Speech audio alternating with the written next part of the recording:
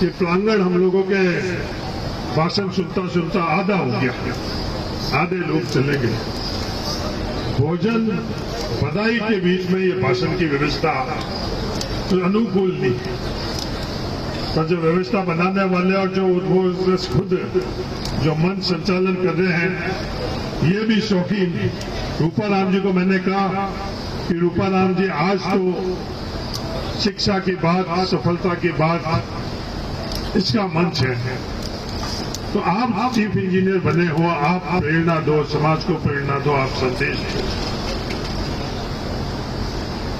हम लोग अमूमन बात जरूर करते हैं,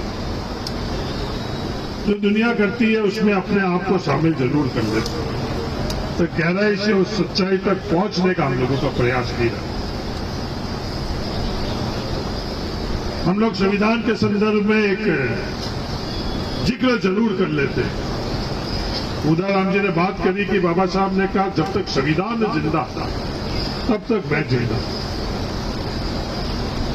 हमारा दुर्भाग्य, हमारी पीढ़ी का दुर्भाग्य, देश का दुर्भाग्य कि आज ये बात भी हम लोगों को सुनने को मिल रही है कि बाबा साहब अगर वापस आ जाए, जो उन्होंने हम लोगों को संदेश दिया, क्या इस पीढ़ी के अंदर हम लोग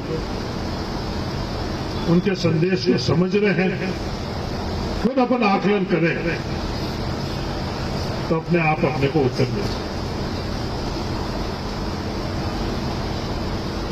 ये संविधान सिर्फ हम लोगों को कुछ अधिकार ही नहीं देते हैं, संविधान हमें कर्तव्य भी देते हैं। वो कर्तव्य क्या है? ये कर्तव्य जो गोपाल जी ने अपने बेटे को सीख दी, ये कर्तव्य भी हमारे को संविधान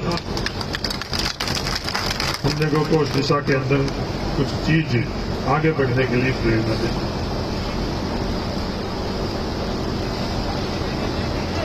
कैसी भी परिस्थिति हुई, जो हमारा लक्ष्य है उस लक्ष्य को हम लोगों को बड़े स्पष्ट तौर के ऊपर तय करना चाहिए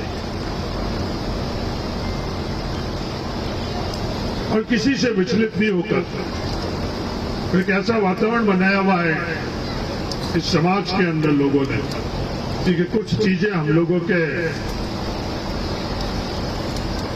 सीमा में है और कुछ चीज हम लोगों की सीमाओं से बाहर है।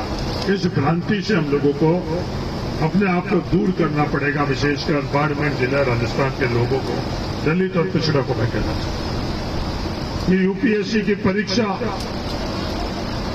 जो रूपाराम जी ने अपने जीवन का एक पड़ाव 8वीं से 9वीं का हम लोगों को कहा, बड़े हल्के अंदाज से हम लोगों ने उसको सुना और उसको नजरअंदाज भी कर सकते हैं, पर इसको समझने की आवश्यकता, समझने की इस माध्यम से आवश्यकता कि हम किससे प्रतिस्पर्धा कर रहे हैं।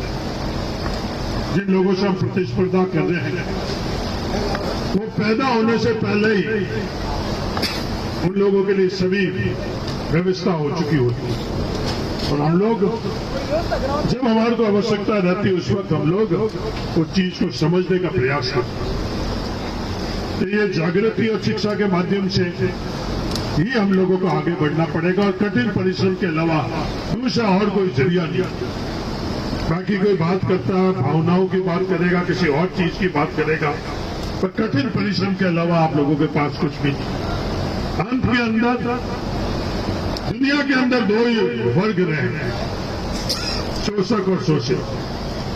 आज तक 4000 करोड़ साल पहले ये मनुष्य का उत्पत्ति हुई, और शोषक कभी भी ये नहीं चाहता, लगातार शोषक सफल होता जा रहा है कि शोषितों को किसी प्रकार हम लोग आपस में बांटे रखें, किसी प्रकार उनके अंदर आपस में विश्वास नहीं रहे, आपस में अविश्वास नहीं।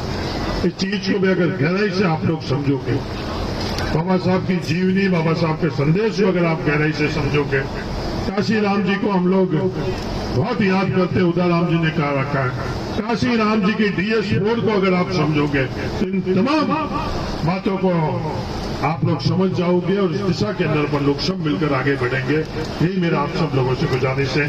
धन्यवाद। जय हिंद।